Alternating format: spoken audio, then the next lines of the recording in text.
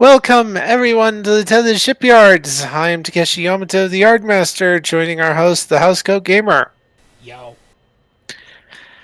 Today, we are taking a look at the Trade Federation slash CIS Armored Assault Tank, Developed, also known as the AAT. developed by Bactoid Armor Workshop, specifically for the Trade Federation's defense forces. This is probably the closest the prequels actually get to a real tank. Though it falls short by just one thing. Lack of treads. Yeah. Still, as a hover tank, it still fulfills the job better than, well, any other vehicle in the Star Wars universe. Yeah. With a fully traversable main gun, mounting a large, heavy laser cannon, wing-mounted anti-personnel blasters, and a not-so-insignificant amount of anti-personnel and anti-armor missiles in a pod configuration near the base of the ship. This little thing, it is effectively death on steroids. Which begs the question of how, in the name of hell, anything could survive fighting this thing. Oh wait, I already know the answer to that question. Plot armor. Yeah. I mean, seriously, this thing is not exactly the easiest thing to fight.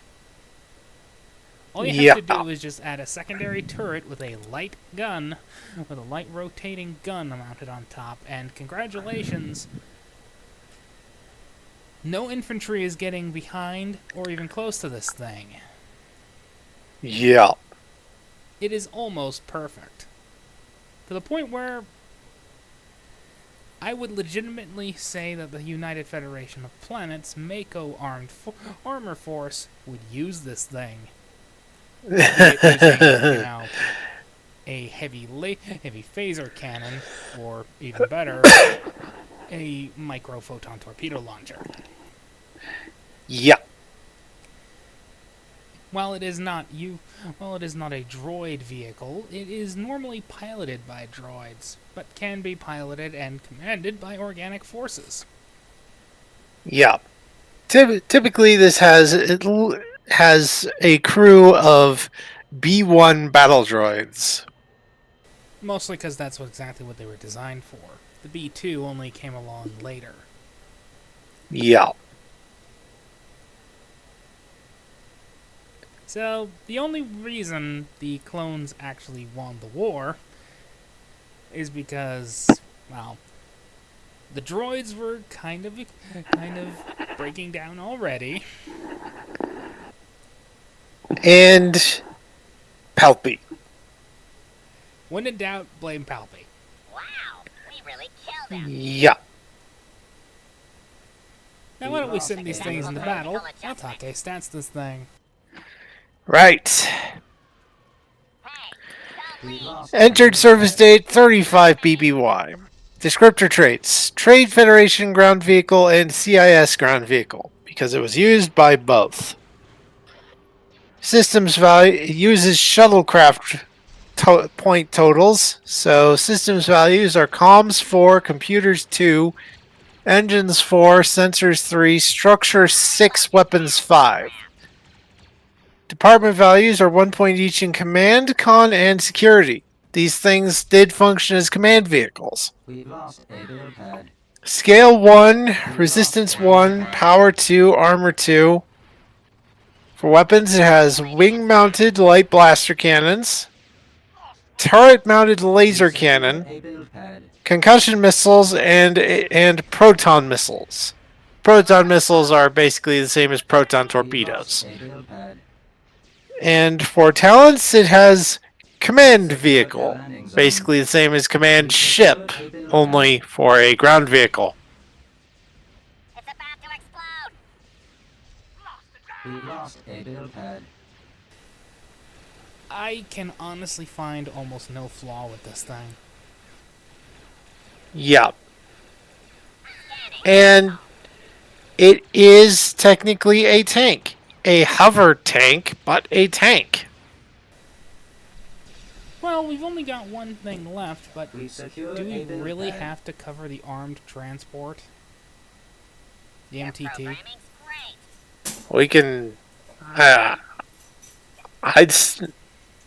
We can if we want, or we can just leave it as sort of a note on this one. It'll be a notation thing. I hate to point this out, but it's really just a glorified transport truck. Yeah. We won't have a document for this one. We won't have a document for the MTT. We'll just talk about it, and if you want to stat it, people, you can follow the same rules we've been doing. They are in the Utopia Planitia source book.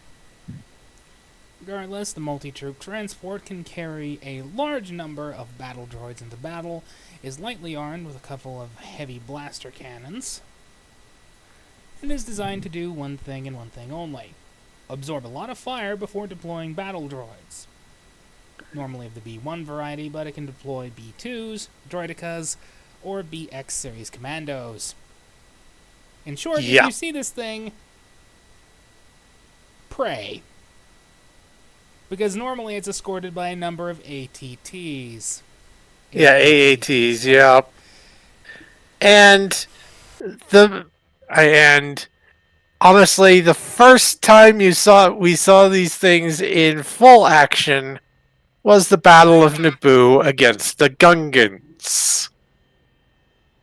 And No use I'm going to have to quote that one Gungan commander as they saw the battle droids unfolding from their storage configuration after being deployed by the MTT.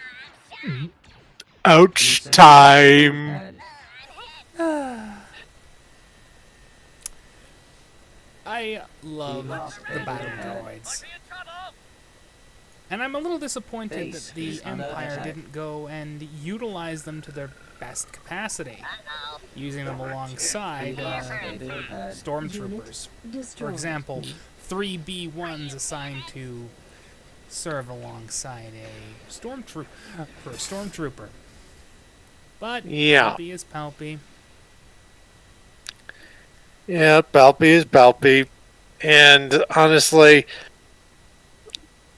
I don't know why he didn't use the droid, why he didn't repurpose the droid armies other than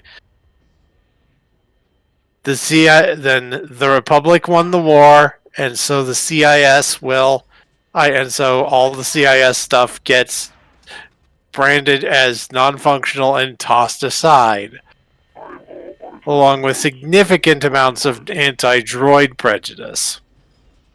Which is kind of stupid. For you see, in real life, though Germany lost both world wars, we still use their tactics, their stuff, and we just modify it. It may sound rather annoying, but that's Our what it base is. under attack. They Yeah. innovated modern war. Yeah. But and if if there had been a CIS victory in the war, maybe we would have seen the battle droids in more active combat. But Eh. and like I said, there had been all sorts of incidents involving droids in the past as well, so anti-droid prejudice, I guess. Well, that pretty much resolves the ground issue. Unit The next time we destroyed. will be preventing Operation the Battle of Geonosis. That's gonna Yep. be fun. Yep. And we might also, and after that, we might potentially cover a few Federation ground vehicle or two as they start, well, looking into their own options for ground vehicles as a result of what is going on with, as a result of this potential campaign, or any other campaign that you include which uses tanks or whatever.